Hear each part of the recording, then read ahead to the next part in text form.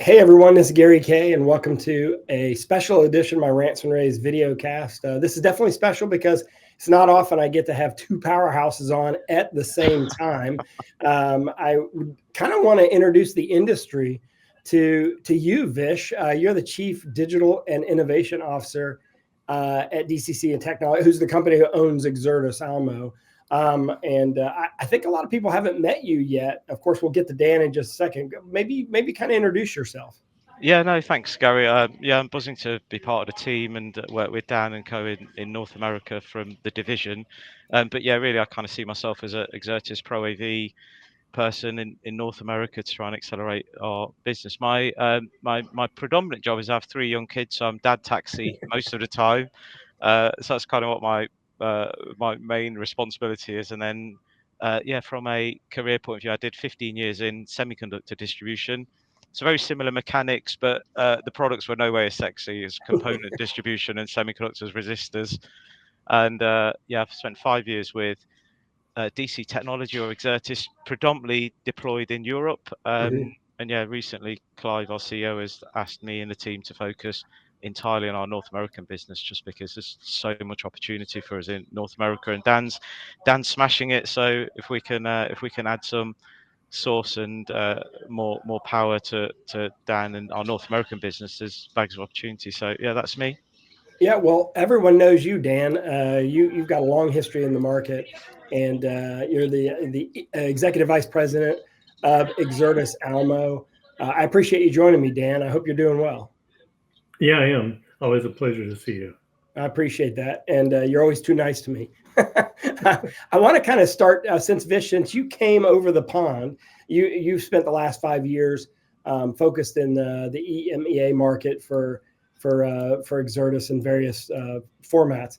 You know, obviously in November there was some news that came out. I reported the news among others about how DCC had kind of made a public announcement of their priorities being different with regard to investment than technology. They're really kind of focusing on the energy sector.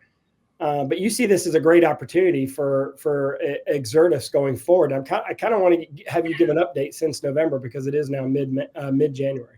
Yeah, sure. No, thanks, Gary. You were hot on breaking that news.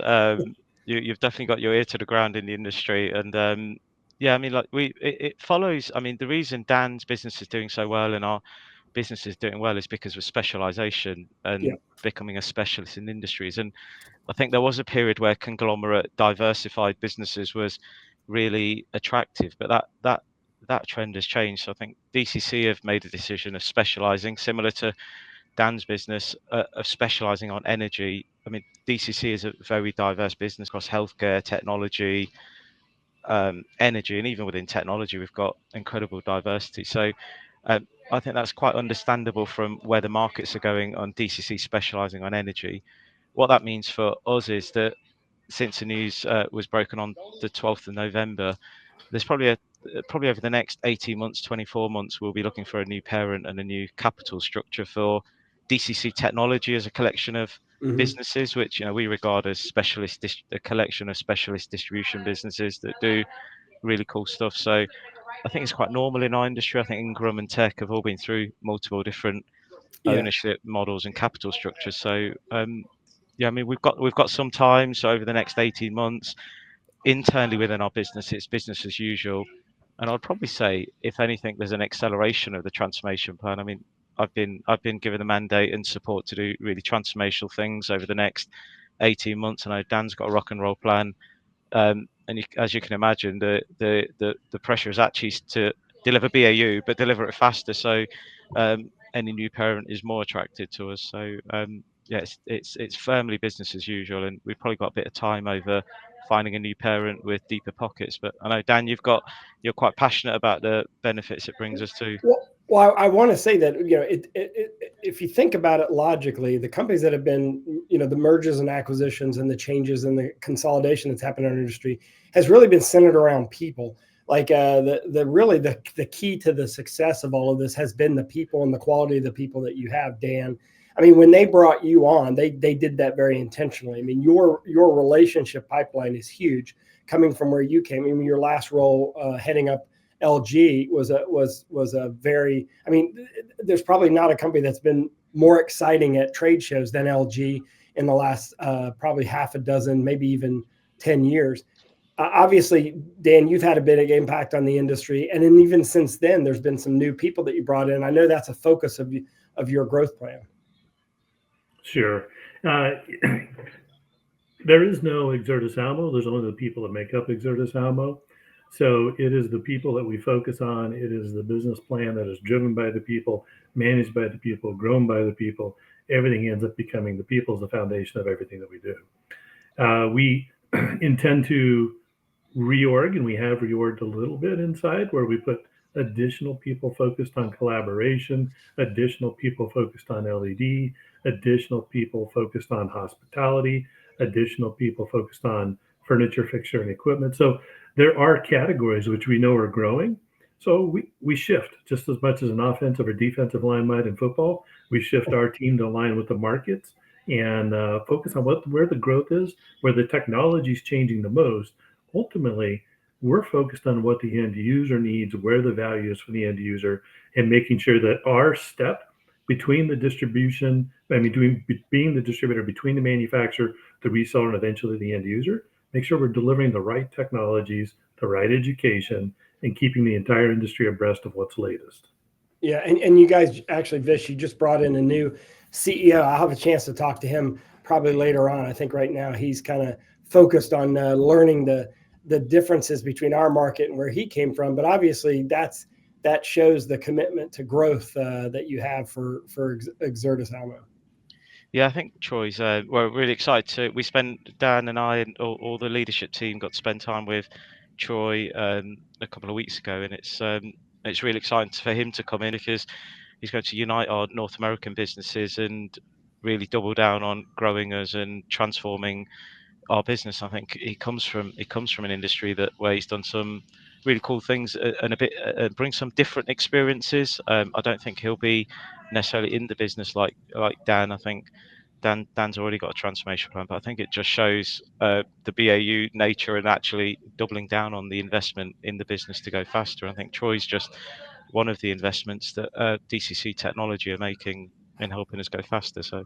Well, one of the questions I posed to you, Vish, and you and I had a really awesome, I thought, frank conversation because I know that you're in growth mode. I met you a few times, and you're very focused, highly focused on being in a growth space and innovating, our growth through innovation and new markets, and that's ultimately, if we do that, that's going to help the whole industry, right? Because you're bringing in all these new opportunities for integrators that they may not be looking at. I would love for you to sort of do a consolidated version of that because you kind of outlined a handful of areas that you think are important opportunities for growth in the future. Yeah, and Dan, keep me honest on these, and my remit is to kind of help.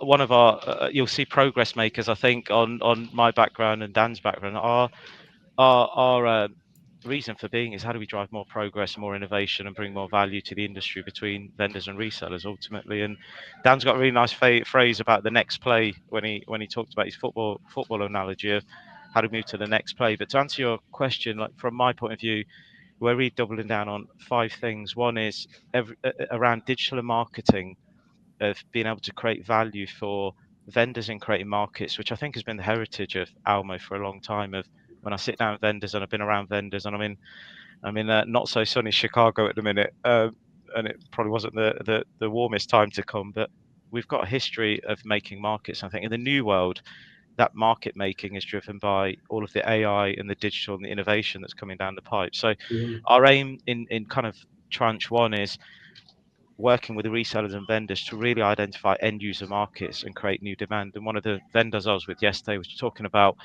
the huge scale of opportunities. They think there's 50,000 end user corporate offices where there's an opportunity for digital signage upgrades or digital signage install that just doesn't have a space today. So our opportunity is how do we help the resellers and the vendors use digital marketing and AI to really target those end businesses, help them with their upgrades, help them with their services and their offers. So that's one tranche of activity. The other is I high growth sectors like corporate office return. I think in January, return to office was about 49% occupancy. So that world's coming back. I think it's a whole load of technology innovation to still happen in that space to help offices with efficient return to work practices.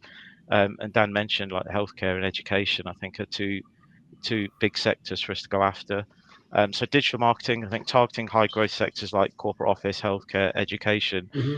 And then the third leg, I think there's still quite a lot for us to play in technology sectors, LED being the obvious one. AV over IP, I think, still has a fair way to go. I think we're still working on matrix models. And then I also think AR and VR will come in a big way. I think there's a few things at CES that showed AR, augmented reality and virtual reality probably hasn't taken off over the last 5 years, but there was a fair amount of emerging tech on show for us. So that was the third thing. And then fourth, LATAM, which I think Dan can probably talk about, but it's something I know Dan and the team are we're doubling down on to penetrate. And then the last one I know you're passionate about is services and as a service. Mm-hmm. I mean, I was talking to a partner in the print industry, and it's just so normal in the print industry as a service models, I guess because of the ink industry. But I think it still has services, and as a service, I think has got a fair amount of growth in it going forward because it frees up capital for the end business ultimately. Yeah, well, actually, I'm a huge believer in that. And Dan, you actually came from a company that actually helped generate services. LG, they have the WebOS platform, which is basically a service-based platform. I mean, it's kind of open all different directions and doors for example, digital signage and integration of UC platforms and partners. I think that it's clear that services is an area, Dan, that we need to help the integration community get better at and make it a larger portion of their revenue. Yeah, as technology gets more complex and there gets to be more pieces, compatibility, collaboration, especially if you look at the Microsoft Team Rooms, Yeah. As an example, there's a lot of compatibility, a lot of integration, a lot of support that's required with LED, a lot of design work, integration, support, everything from site survey to commissioning. We have found that we started up a small services team, AV dedicated, and thought, well, maybe people will want some of the services. And that team has grown much faster than expected. Matter of fact, last year they came in at twice the number we expected. So there was a lot of need for services and support. And I think that's really stems from three different things. First of all, the end users now tend to be much more geographically distributed. Yeah. Which makes it more difficult. You can't fly people everywhere to take care of an install. Yeah. The second factor is labor shortage, right? It is hard to get employees. So if you don't have enough employees and you have one job pending, you don't want to go hire someone for that one job. Yeah. And the third factor really is technology specialization. So someone who is an expert on one category of AV won't necessarily be an expert in another category. I think we can probably all remember, it wasn't that long ago, maybe 6 years ago, you had an AVSE, right? Yeah. And that AVSE would take care of everything on the install. It is getting so complex now that you really need specialization. So services are becoming a bigger and bigger part at a rate faster than I had predicted. Yeah. And then I think there's this future of services where you're actually able to manage white label potentially the management of services, sort of not just system-wide, but globally, where a company may have hundreds, if not thousands of rooms that you're trying to manage all at one time. And that, in a lot of cases, is beyond the capabilities of the average integrator. And I think there's this huge opportunity for you to layer that on top of all the product offerings that you have. And I really think that's really a big portion of the future of what I think the value. In addition, you obviously have great education. You've had the E4 for, I don't know, close to 15 years. You've had, you have all sorts of certification. You have webinars that I participate in a lot. And then you've also, you've got, 60 plus vendors, maybe more now, that are critical vendors that people are using on an everyday basis. So I think that services side of it, Dan, I think has huge future potential. And I think Vish, in your case, where you're able to mix AI with that's a game changer, because then you have the automation of that. Yeah, it's fascinating. We're working on an AI pre-sales agent to say, how can we, especially with the SMB resellers where it's difficult to scale human and field sales managed teams. The wonderful irony of AI is it can offer a more human-like experience to the unserved customer of today. And I was running a customer panel, and Dan's spot on with all of the benefits he mentioned that it gives to an AV reseller. But the other part is, and I know Gary, you've been a thought leader in the convergence of IT resellers into the AV space, and I had a partner forum with some IT resellers who are starting to be asked about AV. And for them, services are critical because they need the support to move into a space that they're being asked about more from a networking point of view, which goes into the AV, which goes into the AV over IP. And it's a space that they're just not familiar with, but they see as a commercial opportunity. So for them, they were very emphatic, like they need services, they need handholding. And that's where they see the real value of a distributor like us, of having a scalable service that supplements what they do around IT resellers becoming AV ready. Yeah, and obviously go ahead, Dan. I was gonna say our networking category sales keep doubling year over year. Yeah, I mean, it makes sense because everything's connected to the network, and I think that's going to be. I think ultimately that network port is that convergence piece, and video is kind of intimidating to a network integrator because it does take up so much bandwidth, no matter how you place video on a network. And I think that's where the AV over IP component comes in, Vish. Well, I think y'all are on a good path. This update has been really good. Obviously, I'll see you at ISE. It'd be good to do this maybe a few more times this year, Vish, to kind of update as the year goes along. And honestly, I have to kind of throw out kudos and appreciation, because it is not often that a company will be honest about their future. A lot of times people are coy about the future. And I think what you're saying is, look, we're putting ourselves out there. We're a valuable company. We're a valuable participant in the industry. And there's a great opportunity here. And we're going to continue growing. And somebody's going to eventually catch up with us and see the value in what we're doing. And I think it's kind of interesting. I think it's an interesting approach, because a lot of these things get done behind the scenes and we really don't get to see it or understand why it happens. So I'm really excited about seeing this actually. I mean, knowing that this is going to happen, Vish, and then seeing who becomes that partner. I think that's going to be a very interesting and educational process for all of us to watch. Yeah, sure. I mean, I'm a glass half full person, but I think Dan's a glass 3/4 full. But we're both very optimistic about the future, because it just unlocks M&A, more AI, more transformational investments when we get the right parent where this is a strategic priority. And you said about us being a healthy company where 100 million pounds of profit, which is over 120 million dollars of profit. So it's not going to be an easy purchase, but someone with very deep pockets, I'm sure will find us incredibly attractive. And well, that's a good thing that you're profitable. yeah, very profitable. And you can see Dan and I have got a similar background of the people that we've got in the North American business, and especially in Pro AV, like the depth of knowledge and capability in the business. It's incredibly difficult to build that kind of competence and passion for the business. So there's a whole load of equity and talent in the business. Yeah, I agree with that synopsis. The people has been the critical component there. Well, Dan, I appreciate your time. Vish, I appreciate you introducing yourselves to the industry through my vehicle and my rants and raves here. I appreciate that. And if you want to learn more about Exertis Almo, you can go to exertisalmo.com. Of course, they'll be at ISE, they'll be at Infocom, and of course, they have the E4, which you can start signing up, registering for now. The E4 experience is at e4experience.com. Easy to remember. Of course, you can follow them on LinkedIn as well. Vish, Dan, thank you very much for joining me today. Thank you very much, Gary. Thank you. And everybody, thanks for watching. All of our rants and raves are always in one place at ravepubs.com.